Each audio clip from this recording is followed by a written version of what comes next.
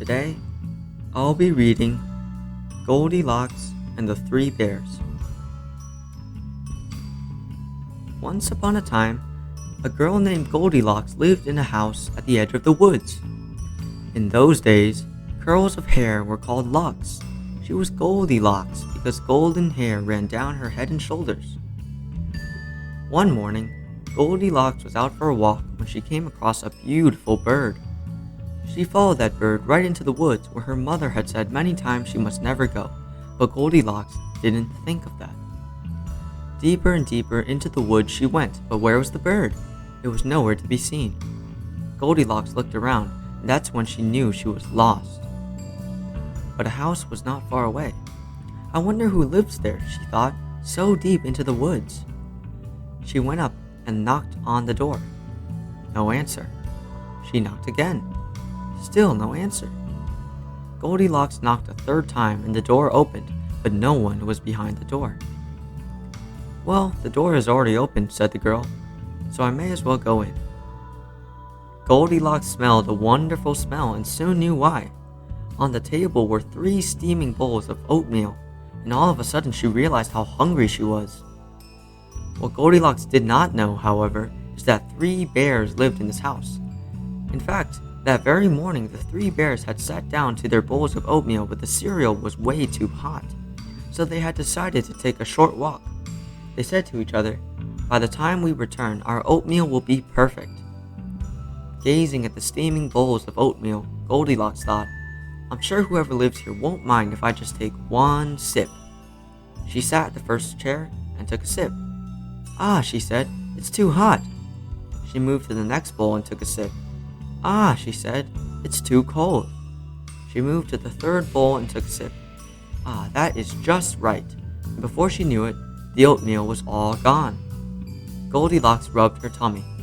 "I'm full. I must find somewhere to sit that is more comfortable." She went to the living room.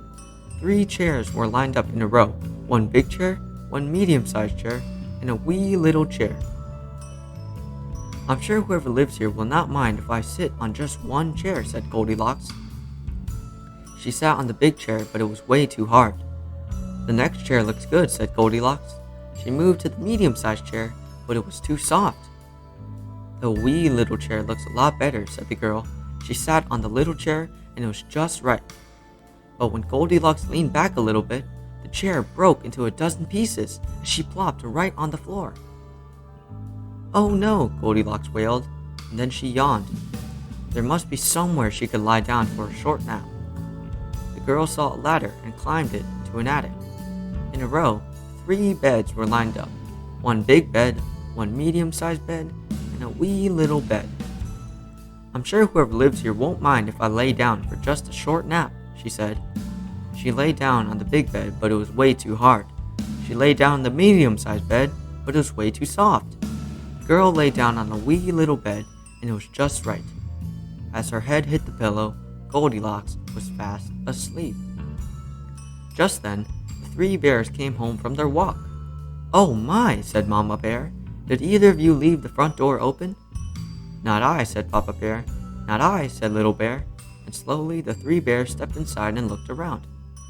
"Most odd," said Papa Bear, seeing his spoon in his bowl. "Someone has been eating my oatmeal." "Most odd indeed," said Mama Bear, also seeing her spoon in her bowl. "Someone has been eating my oatmeal." "This is the most odd of all," said Little Bear. "Someone has been eating my oatmeal, and they ate it all up." The 3 bears were very surprised, as you can imagine, and with care they stepped into their living room. "Do you think someone was sitting in my chair?" said Papa Bear. "I know someone was sitting in my chair," said Mama Bear, "because I can see the seat cushion is pushed down." "And I know someone was sitting in my chair," said Little Bear, "because it's all broken." The 3 bears were even more surprised at that. They climbed the ladder to their attic. "Someone has been sleeping in my bed," said Papa Bear, who could see that his blankets were moved. "Someone was sleeping in my bed too," said Mama Bear, who could also see that her blankets were moved. "And someone has been sleeping on my bed," said Little Bear, "and look, she is still there sleeping." Goldilocks bolted awake. 3 bears were looming over her, and they did not look happy. "Oh my," said Goldilocks, jumping out of bed, and as quick as she could, She climbed down the ladder and ran out the front door. The little bear chased after her. "Wait, please!" Goldilocks stopped and turned around. "Tell me," said Little Bear, "why did you come inside our house?" "I guess I didn't think," said Goldilocks. "And why did you eat my oatmeal?" said Little Bear. "Well, I guess I didn't think," said Goldilocks. "And why did you break my chair and sleep in my bed?" said Little Bear. "Well, I guess I didn't think about that either." And they were silent. Goldilocks said, "I suppose I could have waited outside your door." "We were coming right home," said Mama Bear. "We might have invited you in if we knew you were hungry." "I'm sorry about the chair," said Goldilocks. "I guess you saw it broke." "Yep," said Mama Bear with a frown. "I'm good at fixing things," said Goldilocks, "if you have glue." "Of course we have glue," said Papa Bear. "What kind of bears do you think we are?" "I will make it up to you," said Goldilocks. "Come on in then, dear," said Mama Bear. "We'll start over," said Papa Bear with a nod. Come in," said Little Bear, jumping up and down, and with smiles, they skipped together inside the bear's house. The